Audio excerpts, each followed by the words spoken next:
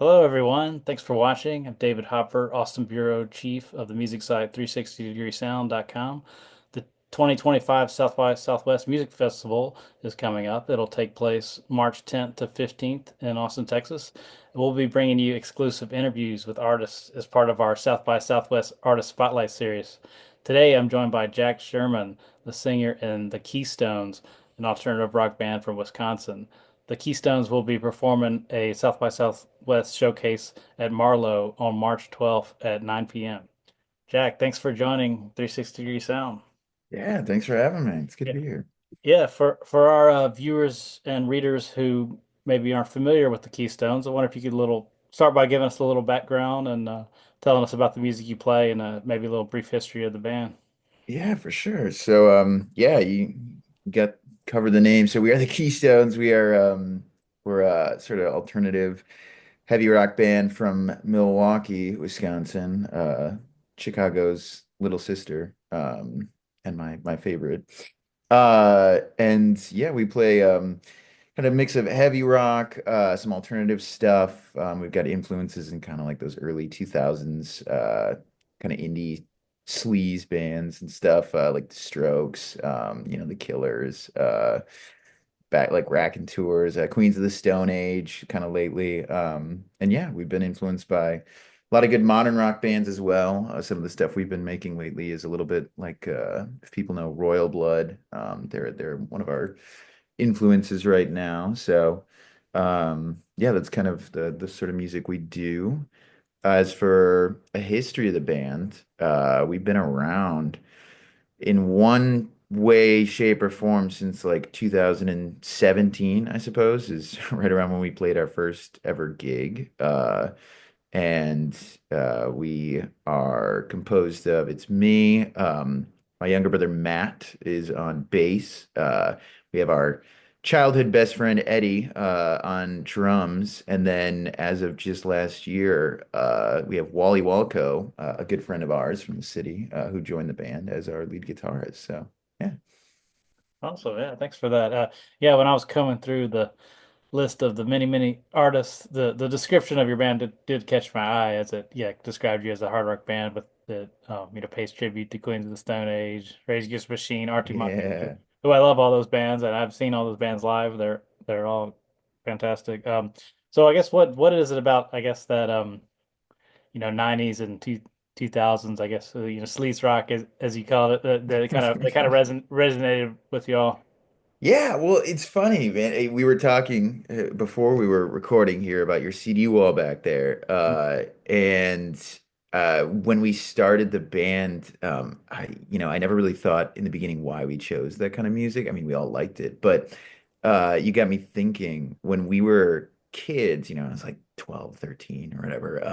I didn't actually listen to that much music, which sounds funny now, but um, my dad, of all people, he had a big old collection of CDs that he'd take around in his Jeep, and we'd always listen to him in the car. And it was like, you had like the Strokes, it was Beck, it was Queens of the Stone Age, Kings of Leon, like all those kind of like the Pixies, those kind of like 2000s, 90s kind of rock bands and stuff, indie bands. And so both my brother and I, we kind of grew up on that music instead of, the more pop music of the day. And so I think that, like, from the very beginning, I remember we were like, we just want to be Arctic Monkeys, man.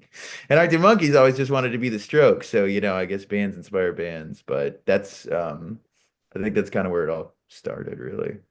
Yeah. No, it's interesting. I was thinking about it, and like, it's been a minute since you've had a number of rock bands like get a lot of mainstream attention. I mean, I know things go in Yeah. cycles, but it does seem like we're due for another I rock. know, right? When we need that next renaissance. I Yeah, feel, yeah, you got hey, Greta Van Fleet's doing it, they're bringing yeah. 70s rock back, That's so right. Yeah, if they that's can do true. it.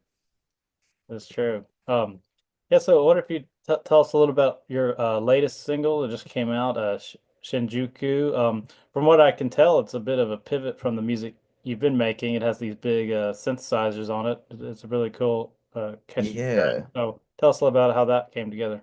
Sure. Yeah, there was a point in life where I swore we would never use synthesizers in any music we ever made, and clearly that time is long dead and gone. Shinjuku is it's part of an EP that we're releasing single by single, and it is definitely the weirdest track on the EP. It's got, this like heavy low kind of bass line chugging through it. And then yeah, you got those big synths and everything. It's pretty glossy. And that song specifically, it kind of works with the other songs in the EP, which are kind of all about work and burnout culture. I think just the nature of how hard all of us, whether it's a creative passion or just in our day jobs, you can pretty easily work yourself to the bone and not realize it until you have a big crash out, which we've done a number of times in both music and in our day jobs and the things we do. So Shinjuku specifically, we kind of wanted to look at not just American culture and how we do this, but I think like another culture that's very similar to us in sort of our dogged kind of capitalist ways is Japan. And so it's a little bit Japanese inspired. They have the concept out there of salarymen who, they'll work a 12-hour shift and, still be staying out after to conduct meetings and do other things like that. And it's the same kind of rat race where it's how long can you keep doing something like that until you inevitably push yourself past your own event horizon. So yeah, that was kind of the inspiration behind that one. Yeah, interesting. Yeah.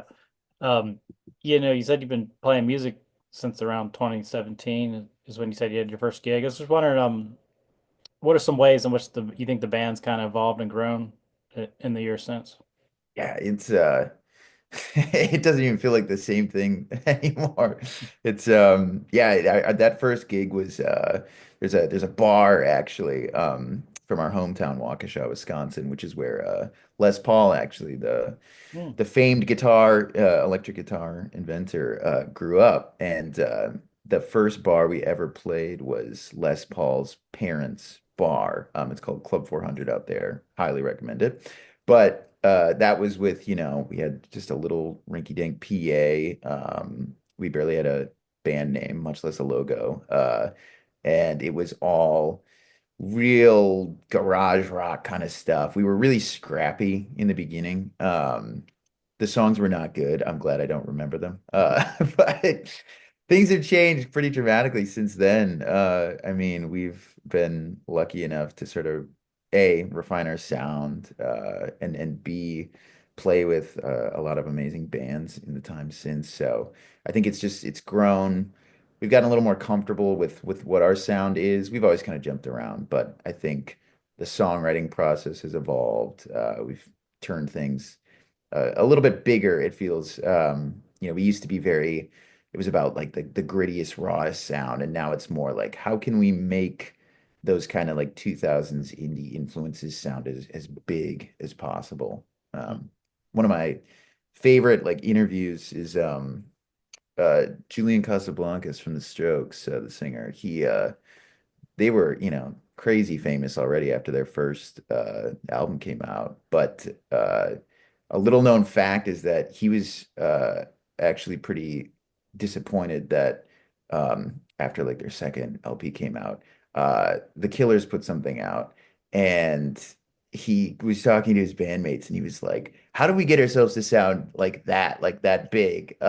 He didn't want like the smallness of their original sound that everyone loves, and so I always thought that was funny. But I think we've taken a similar approach in the sense that like you can do indie garage rock and stuff. You can do kind of gritty hard rock, but you can still make it, synthesizers, don't be afraid of them. You can go big, like you can get glossy with it if you want. There's nothing wrong with that. So I think that's the biggest change. Yeah, that's very interesting. I didn't know about that comment from I him. know, right? It's crazy. But now that you mentioned it, yeah, like those first two Stroke Strikers were pretty straightforward garage rock. Right. Great songs, but yeah, listening to their newer music, it is little yeah, more polished and more synthesizers and. But yeah, I had no idea that the Killers had a role in that. That's very interesting. I know, right? Yeah. Um, yeah, at this point, looks like you've released a lot of singles and some EPs. I was wondering about how many songs are in the Keystones catalog now. Ooh, yeah, like here I am betraying my own knowledge. I'm looking at my Spotify right now. Yeah. Say, a good 15 or so. Now we have yeah, what? It's our debut AP has like five or six on it. Then there's four in our follow-up EP, which is called Rear View. And then this one is gonna close out with five songs, maybe like a six song on a deluxe version or something. So probably like between 15, 20 that are in the works or recorded, and then countless others that either haven't been recorded yet or were once songs that were in the set and have since fallen into the backlog of obscurity. Mhm. Do you have plans for a full length or LP? Ah, that's always been the dream. And I feel like I could probably go on a 10-minute diatribe about the state of the modern music industry and why an LP is so hard these days. Yeah. But I would love to.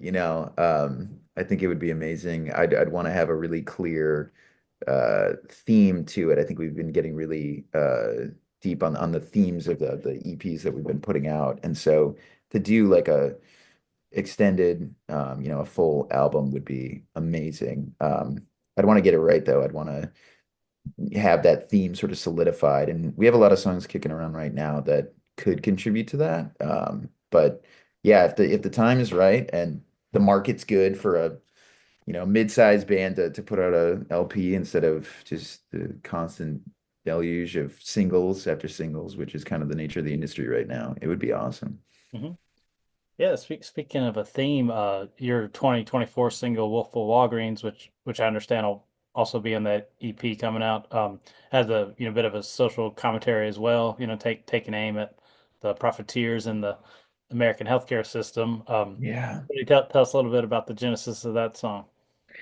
Yeah, that song, uh, it kind of all came together when the name happened, because we thought it was just so, it was too perfect. But that one sort of came out of, there's a band out in the UK that we absolutely love. Our drummer, he's a videographer in his day job, so he's had the chance to shoot them a few times and do some recap videos and things. But I don't know if anyone in your guys' circle knows Kid Capici.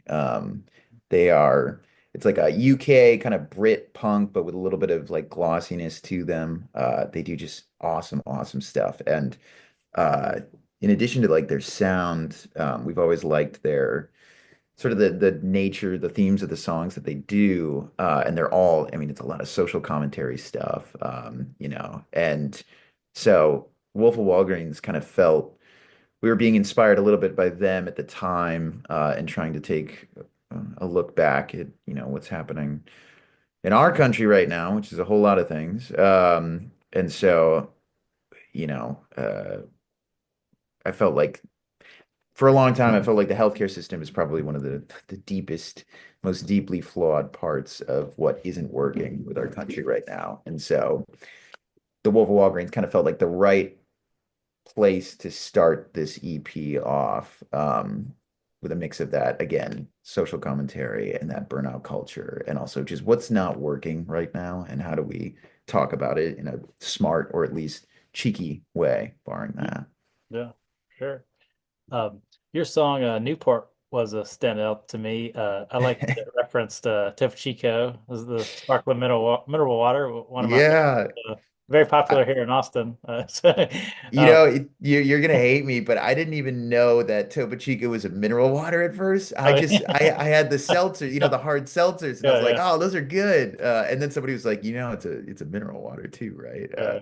And I was like, Yeah, really? that's right. Those hard seltzers now, but yeah, like when I moved to Austin 10 years ago, I'd see them everywhere. Like, what is this? But it's like super Yeah. carbonated. I love it. It's very refreshing. Heck Um, yeah. but yeah, that's a really great hook, really big hook. And do you remember how you got the idea for that? The Newport and a Topo Chico? Yeah, I think it started, I always say when we play live gigs, I feel like I have this canned line I always say, which is we'll introduce it. I'll say, hey, this song's called Newport. it meant very little when I wrote it, and it means even less now. Yeah. But it's but it started with that riff, the that like like that kind of riff was there from the start, and I knew I wanted it to be about smoking and drinking, because it's a kind of a trash talking rock song, and so I was flitting through. I was like, what are two good brand names that work well together? And I guess Newport and Topo Chico were the ones that seemed to fit. Right. So will this be your first time playing South by? This will actually be our second. Oh, Although the first time was like 2 years ago, as part of like there was the Midwest House Showcase, on I think it's on Rainy Street. But yeah, so we did this a couple years back, but we were a three-piece then. Our sound was a little bit different, and so it's kind of exciting to come back with not only just us, but there's a lot of other Wisconsin artists coming down, and with the new sound and a fourth member, I think it's going to be even bigger than it was last time. So yeah, that is really cool that it'll be the Wisconsin House Showcase. I saw Social Sig, Wave Chappelle, Scam Likely, yeah. among others. Is it a good music scene in Milwaukee today? Yeah, it's awesome. I'm kind of scared to talk about it because I kind of hope people don't find out. Yeah. But we have a really, really cool scene around here. I think we've been doing this quite a while, and so we've seen bands come and go, but there's this really strong, I think, like DIY sort of vibe in Milwaukee. A couple years back, some of our Milwaukee artists, Social Sig among them, they put together a bill for like an all DIY show at this venue, which, people in Texas probably will never have heard of, but it's called Turner Hall, and it's like a 1,000 cap room. It is like it's a big, big venue, and it was just like four DIY artists that did this together, and they sold the thing out. Like it is a crazy, crazy involved scene around here. I think people really love DIY artists and just homegrown kind of grassroots groups. So it's really cool.